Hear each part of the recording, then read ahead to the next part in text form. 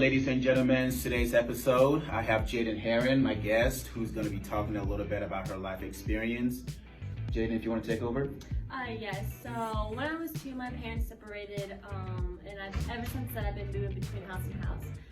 Since then I met, my stepmom, my stepdad, and my stepsister, and I've grown like many relationships with them, and it's been helpful throughout the times I can go to them or whatever.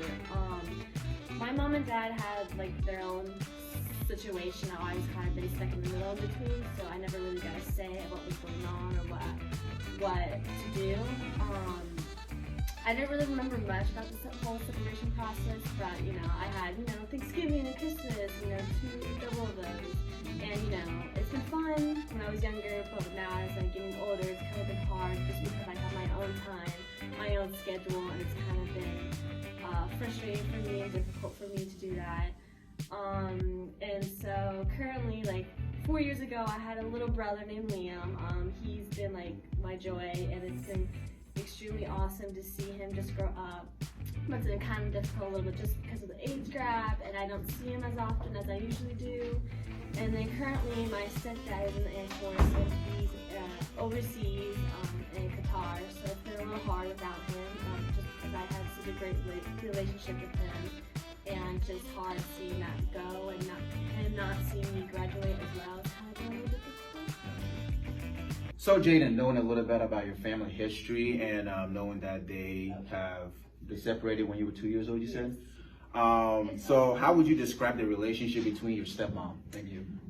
So me and my stepmom has thought highly of me and wanted me to succeed and push myself, but there are times where our relationship is kind of rocky. We don't see eye to eye. We do have fights that kind of make things a little bit difficult, and because of that, it's kind of been a little emotional roller coaster for us. Definitely the things we need to work on is just the communication part, because we just get frustrated with each other easily and we don't communicate well, and I think that's like the most difficult part of our relationship, and it's just something that I need to learn from. Okay. And I want to touch a little bit on your biological dad. So does he ever come around to like hang out with you, take you out to dinner, just? Oh yeah, my dad's been there for me since day one. He's very genuine and understanding of what I have been going through. Like, he always tells me like, this isn't your fault, choose this, and it's something I can't control. And so he's just been there since day one, and it's just something I'm grateful for of having that relationship with him. It's something I can do. Okay. And when you're with your siblings, right, and your stepmom, like, do you ever feel like a level of love between your sisters and you? No, her love equally through us, just because like I said earlier, she wants me to be the best and succeed. I am the oldest out of my siblings, so there are some expectations that I kind of set upon myself that I feel that she, has expectations for me that I set upon myself, and that's kind of been more difficult because I want to, be the best and just want to make her happy, but the love is equal no matter what. Okay. And between mom and dad, who would you say has custody? So it's a little bit complicated question, just because since I was little, I had just been going back and forth. Usually my mom's days would be like Wednesday, Thursday. My dad would be like Monday, Tuesday, Friday, and every other weekend we would switch off. Now since I have my own schedule and life's happening for me, I kind of had an emotional breakdown at one point, and I told my parents like, I can't do this, I'm done. And that's where I opened up to them and say, I need my own schedule, and you do this and you do it. So I'm right now mostly at my dad's most of the time. I see my mom about every other weekend, but I can go to my mom's house anytime I want to go to dinner or lunch. I can go there together. So I noticed that last week when we spoke, you kind of mentioned a little bit about your best friend Sydney. You want to talk a little bit about how you guys met? So we've been family friends with their family since when I was like 5 or 4.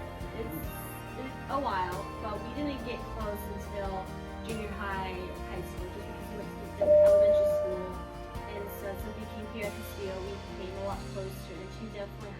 me through a lot of stuff because I can just go to her. And she's like, I say one of the only people that I can talk to about. So knowing about your situation, I also heard that you are a track athlete. Yes. So are you ever planning on going to college and like competing at the highest level? Yes. So I'm committed to CSU Pueblo up in Colorado, and it's very exciting just because running has been one of my passions throughout my whole life.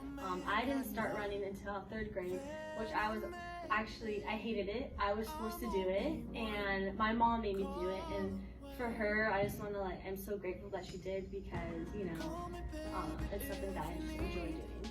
Okay. And now that you're 18 years old, right? I believe. Yes. Do you ever feel like you can make the decision of whether to live with your mom or dad? That's also another complicated question, just because, when you're 18, you're like, oh, I can do whatever I want, but you're really under your parents' rules. Oh, yeah, definitely. And if you're in their house, it's their rules. Yeah. So it's a complicated question. I want to say no, but I want to say yes. Okay. So what is the biggest thing you regret and the biggest thing you were most proud of in your family? The one thing I regret is probably just the secrets and the lies and the deceitfulness, I would say, towards my parents. Just because a lot has happened, and for me doing the stuff that I probably shouldn't have, it kind of, hurt me a little inside, and by hurting my family, and that's something that I kind of need to learn from, and the choices I make affects others. But on the other hand, the most proudest is probably being, I believe, a good sibling to my other siblings. Like I said, I'm the oldest, and I want to be there for my siblings. I have a 4-year-old brother, a 13-year-old brother, and a 17-year-old sister. And there's some huge age gaps and a little difference between me and my sister, but we've been close since day one. And I'm just grateful for the relationships I have with her, and the same thing with my brothers. I'm just grateful that I'm able to be there with them and able for them to come to me. So is there anything else you want to share personally about your life story? I would say just the things that you take out of your family situation, or I would say just you can't control the uncontrollables, and that anything that just happens in your life that you feel isn't worth it anymore, just know that you can go to anybody. And this may sound cheesy, but family is not just blood. Family is anybody that you create that relationship with and that trust. So, yeah. Okay, Jadyn, I appreciate you coming down here and sharing a little bit about your life and the situation you went through. People, I hope you take this as an inspiration and grow from it. If you're going through the same situation as my friend Jadyn here is, I hope just know that you're not the only one, and that I hope you can find a way to embrace it. If you like this video, please give it a thumbs up, and I hope we can see you next time. Tryna hide from the camera. I ain't going